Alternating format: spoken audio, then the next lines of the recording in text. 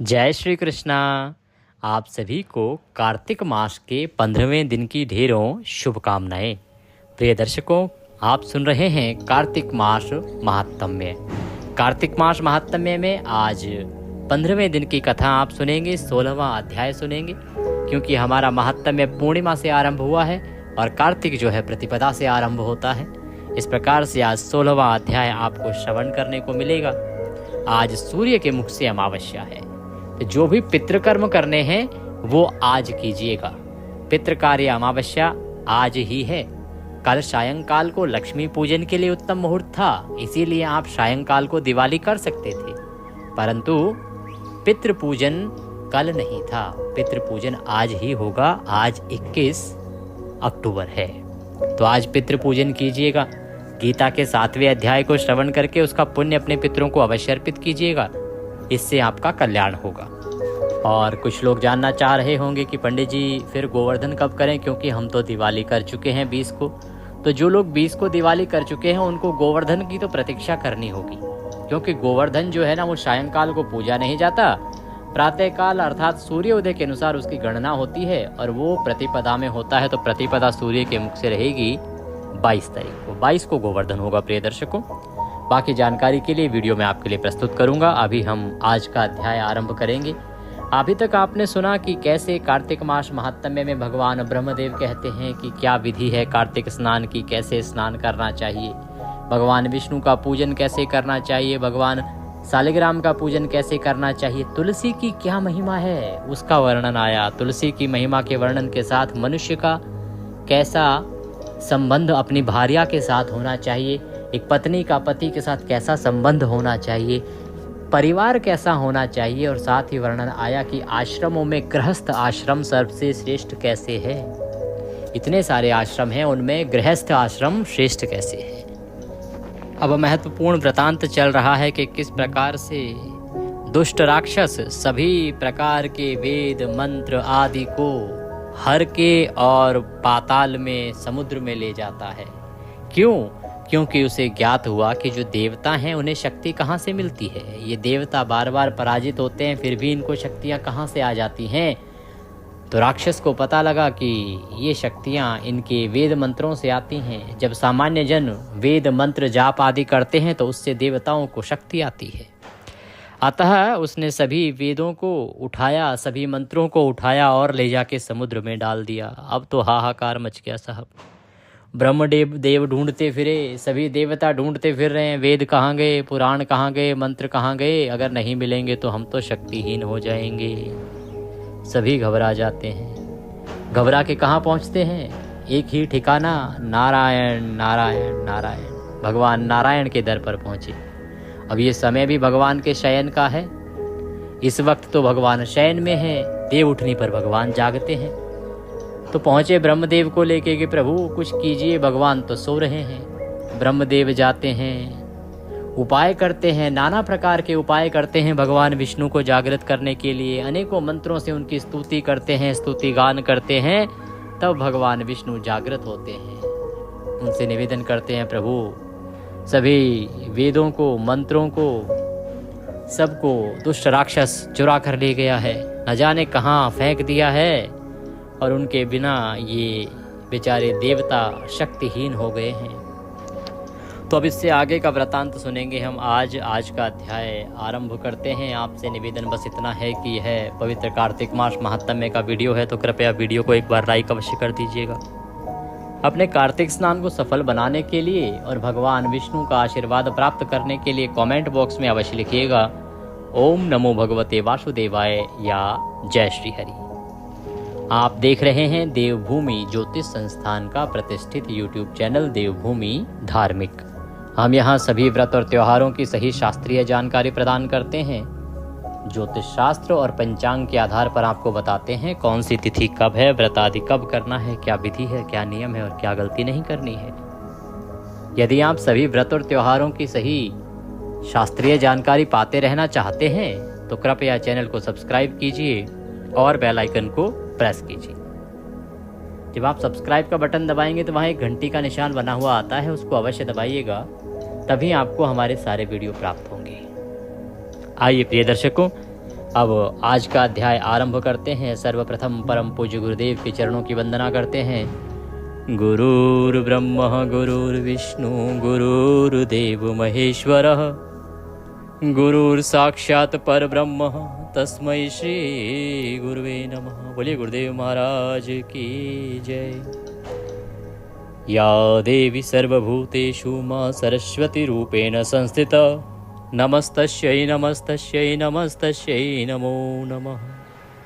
बोलिए सरस्वती महारानी की जय। बोलिए प्रथम पूज्य गणेश जी महाराज की जय। बोलिए विष्णु भगवान की जय। आप सभी दर्शकों को, आप सभी श्रोतागण को मेरा नमस्कार। तो नाना प्रकार से भगवान विष्णु को जागृत करने का प्रयास किया गया। तब भगवान विष्णु जागृत हुए। जैसे ही वो जागृत हुए तो देवताओं ने देखा कि जैसे 1000 सूर्य का तेज उनके सामने प्रकट हो गया हो। भगवान को जागृत देखते ही देवताओं ने षोडशोपचार से भगवान का पूजन किया, अर्थात 16 प्रकार की सामग्री से पूजा करके उनको दंड प्रणाम किया। 16 प्रकार की जो सामग्री है वो क्या होती है?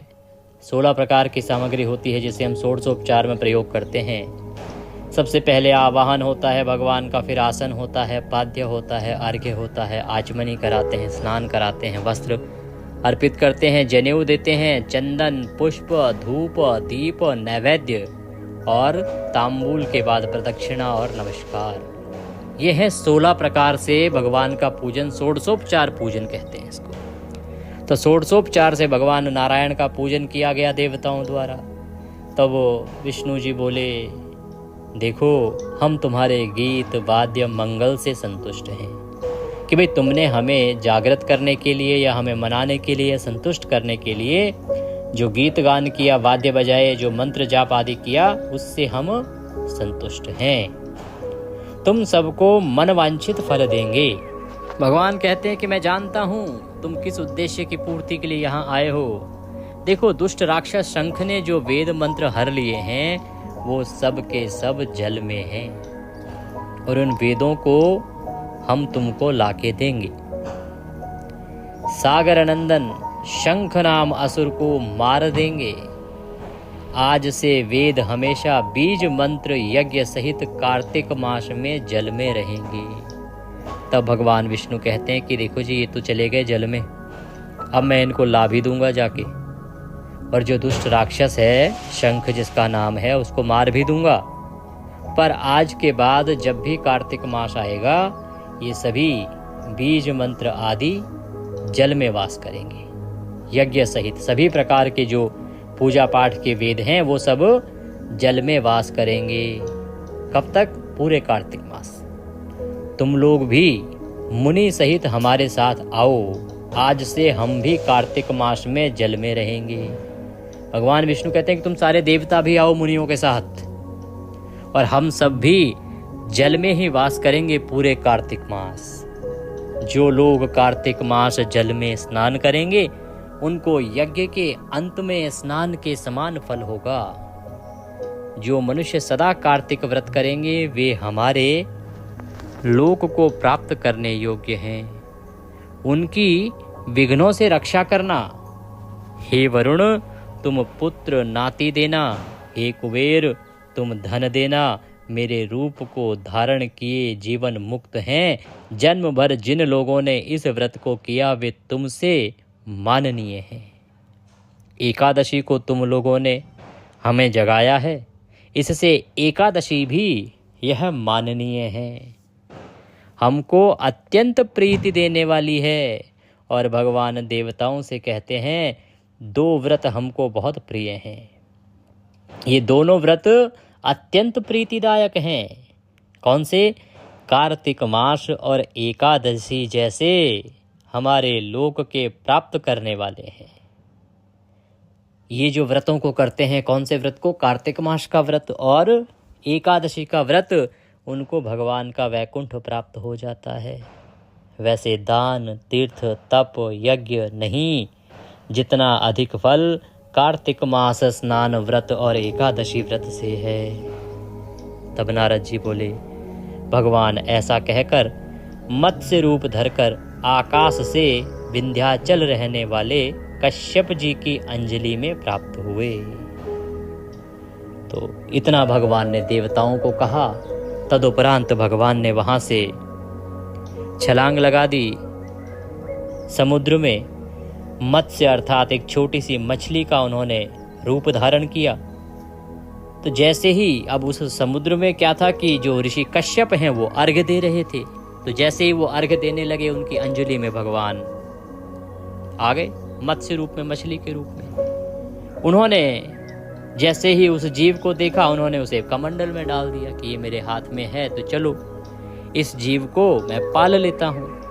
तो कश्यप जी ने उसे अपने कमंडलू में डाल दिया और फिर कमंडलू को लेकर वो अपने घर की ओर बढ़े। अब घर की ओर बढ़े तो आप देखते क्या है कि वो मछली तो अब बड़ी हो गई। घर पहुंचने तक तो वो इतनी बड़ी होगी, कमंडलू में आ ही नहीं रही थी। अब कश्यप जी सोचने लगे कि ये तो अभी मैंने इसमें डाली थी, छोटी सी थी, अब ये बड़ी हो गई, अब क्या करूं। तो उनके आश्रम में एक सरोवर था प्रिय भक्तों। अब ऋषि कश्यप ने क्या किया, उसको सरोवर में डाल दिया कि चलो सरोवर में डाल देते हैं, यहाँ ये और अच्छे से बड़ी हो जाएगी। अब सरोवर में डाले हुए भी बस कुछ ही समय बीता था कि वह सरोवर भी उसके लिए छोटा पड़ने लगा। वह इतनी बड़ी हो गई कि उस सरोवर में भी वो नहीं आ रही थी। ऋषि कश्यप हैरान रह गए कि ये कैसा चमत्कार है, एक मछली इतनी तेजी से कैसे बढ़ रही है।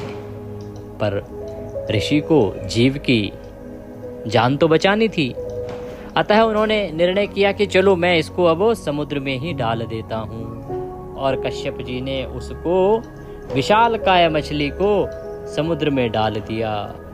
अब जैसे ही मत्स्य अवतार भगवान विष्णु समुद्र में पहुंचे, उन्होंने तो आकार इतना बड़ा करते गए कि पूरा समुद्र ही उन्होंने नाप दिया।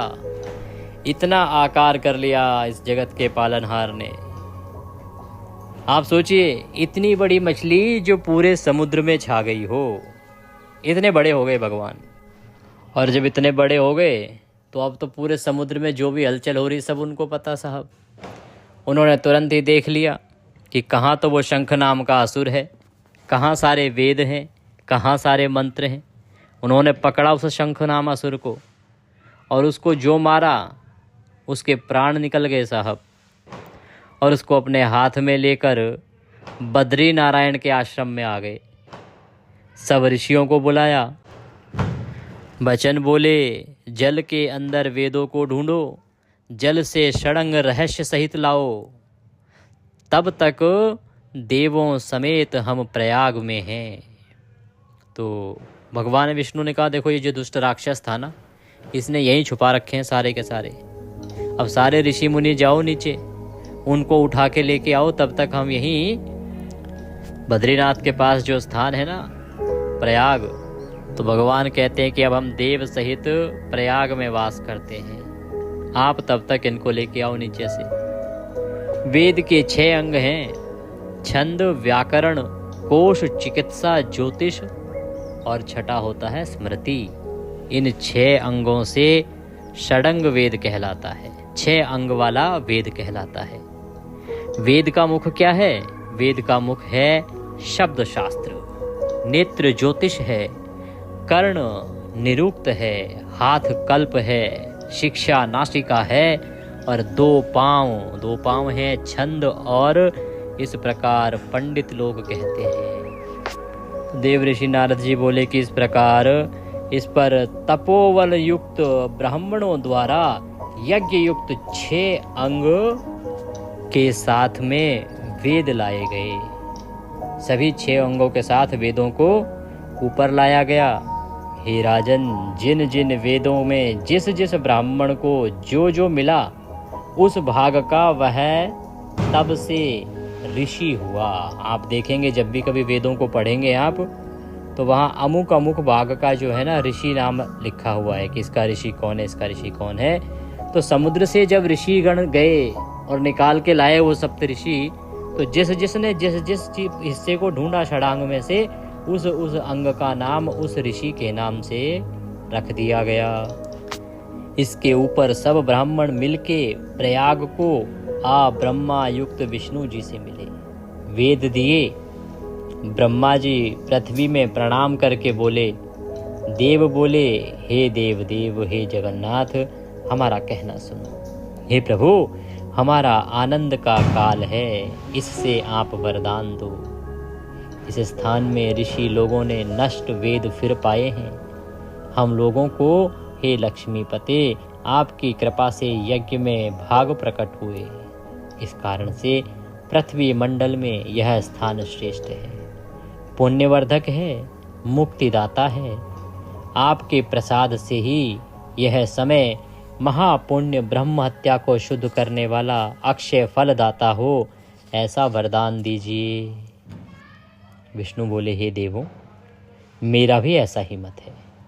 जो तुम लोगों ने कहा यह स्थान महापुनीत ब्रह्म नाम से क्षेत्र प्रसिद्ध होगा, ये क्षेत्र ब्रह्म क्षेत्र नाम से प्रसिद्ध होगा और सूर्य वंश में उत्पन्न भागीरथ नाम राजा इस जगह में गंगा को लाएगा। काल से गंगा यमुना का संगम होगा। तुम लोग हमारे सहित वसो, यह तीर्थ राज होगा। दान तप व्रत होम जप पूजा अनंत फल देने वाले होंगे, मेरे निकट प्राप्ति कर सकेंगे और ब्रह्म हत्या आदि अनेक जन्म के पाप इस तीर्थ के देखने मात्र से ही धुल जाएंगे। इस जगह के मरने वाले मेरे निकट आएंगे और मुझ में मिल जाएंगे, फिर जन्म नहीं होगा। और जो कोई पितरों को पिंड देंगे, उनके पितृ मेरे लोक को प्राप्त होंगे। यह समय सब लोगों को फलदायक होगा। मकर राशि के सूर्य में प्रातः काल स्नान करने से पाप नाश होंगे। मकर राशि में सूर्य के प्रवेश करने से अभिप्राय क्या है प्रिय दर्शकों? इससे अभिप्राय है कि जो मकर की संक्रांति है ना, मकर की संक्रांति में जो प्रयाग में स्नान कर लेता है, डुबकी लगा लेता है ना, उसके सभी पापों का नाश हो जाता है।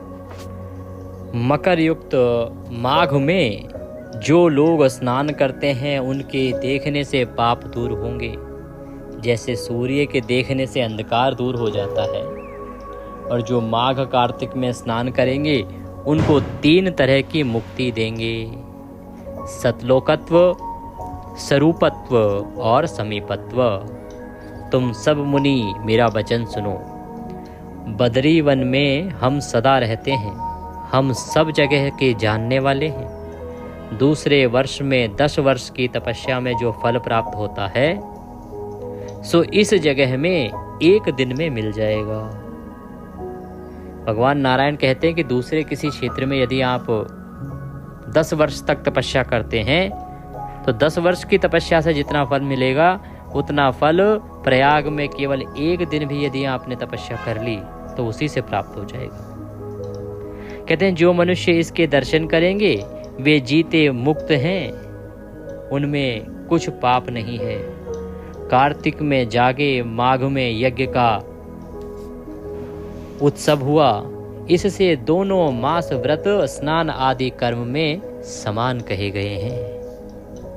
कहते हैं कि देखो, कार्तिक में भगवान जागे और माघ में यज्ञ आदि जो उत्सव है वह मनाया गया, इससे दोनों ही मास व्रत स्नान आदि कर्म में समान है। अर्थात स्नान करने से जो फल कार्तिक में मिलता है वही फल माघ स्नान से भी है। तो माघ भी जल्दी आ रहा है प्रिय दर्शकों, और माघ को भूलना नहीं। माघ स्नान भी उतना ही पुण्य देने वाला है। अगर आप कार्तिक स्नान कर रहे हैं तो माघ स्नान अवश्य कीजिएगा। कहते हैं माघ कार्तिक में स्नान करने वाले लोगों के दर्शन से महापाप दूर होते हैं।